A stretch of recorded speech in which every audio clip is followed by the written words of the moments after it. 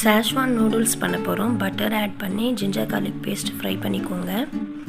Next onion போட்டு நல்லா fry பண்ணிக்கோங்க. ஆனியன் ஃப்ரை ஆகிறதுக்கு நம்ம பிஞ்சு சால்ட், நல்லா ஆனியன் கோல்டன் கலரில் ஃப்ரை ஆன பிறகு நம்ம வெஜிடபிள்ஸ் எல்லாம் ஆட் பண்ண போகிறோம். ஃபஸ்ட்டு நான் கேரட் எடுத்திருக்கேன். உங்களுக்கு என்ன வெஜிடபிள்ஸ் லைக் பண்ணுறீங்களோ போட்டுக்கோங்க. நான் கேபேஜ், கேரட் மட்டும் எடுத்திருக்கேன். கேப்சிகம் இருந்தாலும் நீங்கள் ஆட் பண்ணிக்கலாம். ஸ்ப்ரிங் ஆனியன் கூட ஆட் பண்ணிக்கலாம். நான் இந்த 2 வெஜிடபிள் வச்சு பண்ணுறேன். இப்போ இதில் சாஸ் கொஞ்சம் ஆட் பண்ணிக்கோங்க. டொமேட்டோ கெச்சப் நான் ஆட் பண்ணுறேன். மோஸ்ட்லி சோயா சாஸில் ஆட் பண்ணுவாங்க, நான் அதை ஆட் பண்ணல. Next schezwan chutney, instant mother special chutney, நான் அதை ஆட் பண்ணுறேன். நல்லா ஃப்ரை பண்ணிக்கோங்க.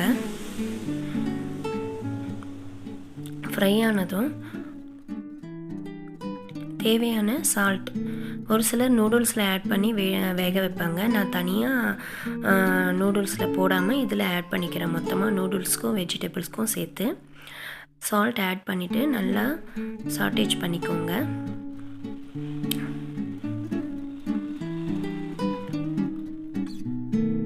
இப்போது நான் நூடுல்ஸை சுடு தண்ணியில் வேக வச்சு நல்லா அலசி எடுத்திருக்கேன்.